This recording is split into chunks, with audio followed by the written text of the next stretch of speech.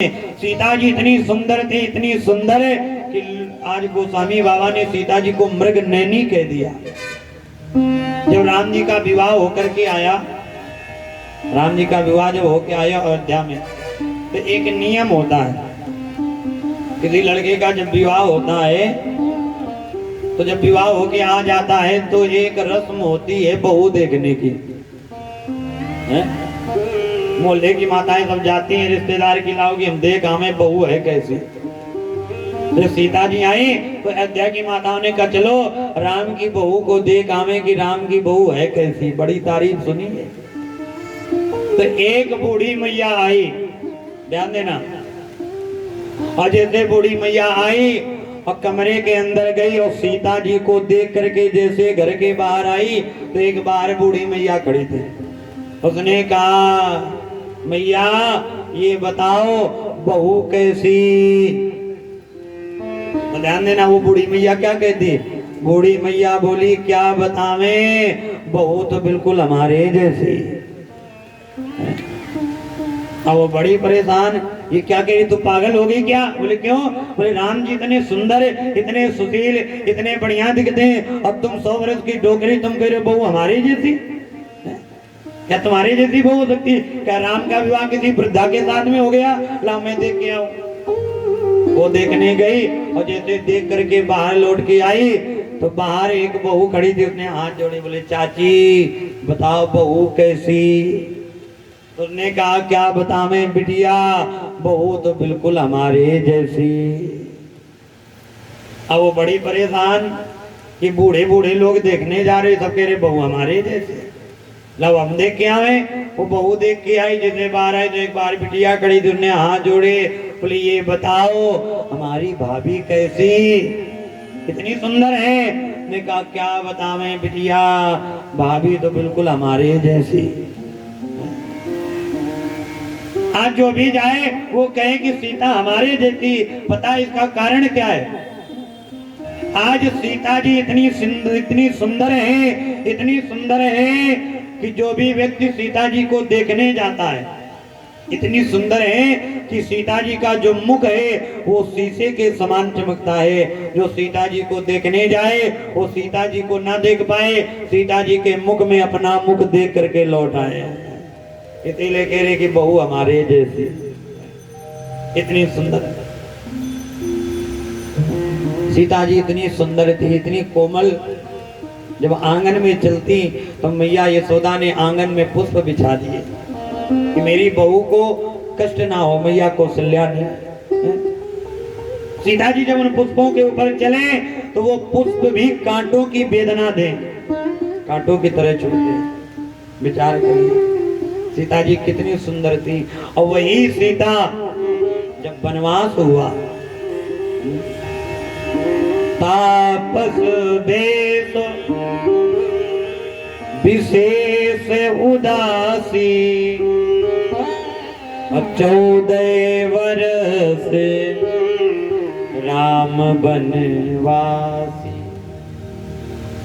सीता जी को जब वनवास हुआ, लोग कहते हैं माता कैकेयी ने केवल राम जी के लिए वनवास मांगा, पर ऐसा नहीं।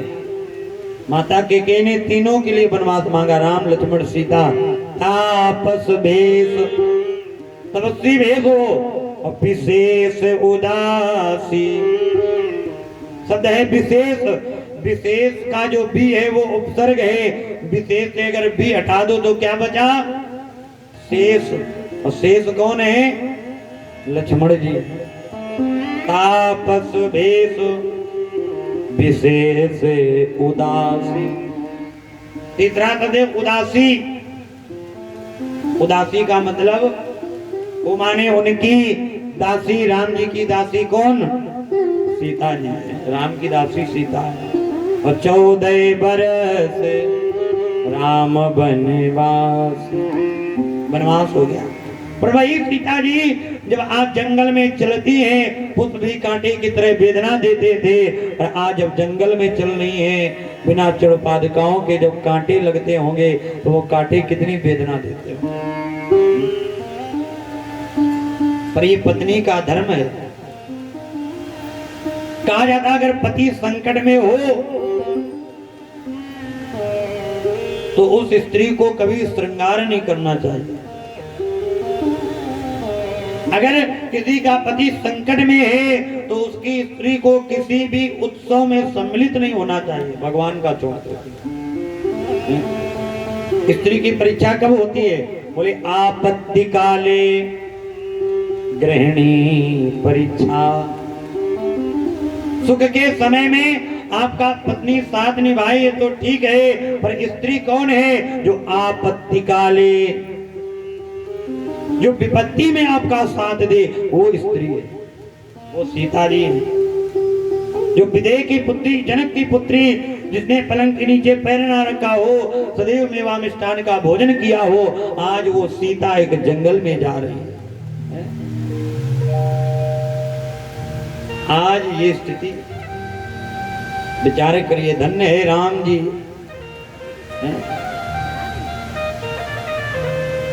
पत्नी हो तो सीता जैसी। आज वही कष्ट इन गोपियों को हुआ है। गोपियां ढूंढ रही कन्हैया कहाँ गया। जयति तेदिकम जन्मना ब्रजा श्रयत इंदिरा सस्वदत्रही दैत दृश्यताम दिक्षुतावका त्वयि धृता सब त्वाम विचिन्वते। आज कन्हैया मिले नहीं। कन्हैया राधा को लेकर के आगे पहुंचे तो कन्हैया ने राधा का श्रृंगार किया, बालों में फूल लगाए, बढ़िया से सजाया। कन्हैया ने कहा राधा आओ आगे चलो। राधा ने कहा कन्हैया अब मैं इतना थक गई हूँ कि मुझसे चला नहीं जा रहा। तो कन्हैया ने कहा राधा अगर तुम थक गई हो तो ऐसा करो, तुम आओ आकर के हमारे कंधे के ऊपर बैठ जाओ, हम तुमको कंधे पे बिठा के ले चले। अब राधा बड़ी प्रसन्न कि जिसको कन्हैया के कंधे पे बैठने का अवसर मिल जाए, इससे बड़ा सौभाग्य क्या हो सकता। बड़ी खुश। कन्हैया नीचे बैठे, बोले आओ राधा तुम्हें कंधे पे बिठावे। जैसे राधा आई, पैर उठाया, बैठने लगी तो कन्हैया ने विचार किया अगर आज मैंने राधा को अपने कंधे पर बिठा लिया तो आगे आने वाला कलयुग है। हाँ, लोग बड़े नकलची, हम तो कंधे पे बिठाएंगे, लोग सर में बिठा के घूमेंगे। जैसा हम करेंगे वैसे लोग देख के करेंगे, इसलिए ठीक नहीं है। जैसे राधा ने पैर उठाया और बैठने लगी वैसे कन्हैया नीचे से गायब हो गए। आज जिस दुख में दुखित वे गोपियां घूम रही थी, उसी दुख में दुखित राधा भी घूमने लगी। आज राधा उन गोपियों को मिली। गोपियों ने कहा राधा वो कन्हैया तो तुझको लेके गया था, क्या तुझे भी छोड़ गया? राधा रोने लगी। राधा ने कहा क्या बताएं बहन, वो किसी का नहीं हुआ, हमारा क्या होगा। वो बड़ा छलिया है, वो बड़ा काला है, जैसे ऊपर से वैसे अंदर से भी है, बड़ा कपटी है, किसी को नहीं मिलता है। आज गोपियां रो रही हैं। रुरुदु सुस्वरम राजन कृष्ण दर्शन लालसा। आज गोपियां रो रही है किस लिए? बोले कृष्ण दर्शन लालसा। स्वर में रो रही है, रुरुदु सुस्वरम राजन, स्वर में रो रही है। और लालसा क्या है? बोले कृष्ण दर्शन लालसा। बस कृष्ण का दर्शन हो जाए ये मन में लालसा है। यहाँ से शिक्षा मिलती है। आज गोपियां किसी संसार वालों के लिए नहीं रोई ना, गोपियां रोई तो सिर्फ कन्हैया के लिए रोई। इन संसार वालों के लिए रोगे कोई दर्द नहीं समझेगा, और कन्हैया के लिए रोगे तो कन्हैया आपके दर्द को समझेंगे। रोना है तो कन्हैया के लिए रो। आज रो रो करके जब हाल बेहाल हो गया तो आज उन गोपियों के मध्य में हमारे कन्हैया प्रकट हो जाते हैं। यहाँ से एक शिक्षा मिलती, भगवान ये कहना चाहते हैं, शिक्षा देते हैं यहाँ से एक भाव उत्पन्न होता है, मानो भगवान ये कह रहे हैं कि मैं भक्त को कब मिलता हूँ जब मैं उस भक्त को खूब रुला लेता हूँ। ऐसे नहीं, रुरुदु सुस्वरम राजन, जब गोपियां खूब रोई, जब तक हंसी तब तक बात में रहे, फिर चले गए, खूब रुलाया, जब रो रो करके हाल बेहाल हो गया, नंबर ये आ गया कि कहीं शरीर ना छूट जाए, तो आज उन गोपियों के मध्य में भगवान प्रकट हो जाते हैं। तब प्रकट हुए जब आपकी ये स्थिति हो जाएगी कि अब तो ये बस में नहीं है, इतनी हिम्मत नहीं बची रो रो करके कि आप चल सको, भगवान का नाम ले सको। जब इस स्थिति में पहुंच जाओगे तो भगवान स्वयं आपका हाथ पकड़ करके आपको उठाने के लिए आएंगे, वो स्वयं उठाने आएंगे, पर पहले रुलाएंगे जरूर,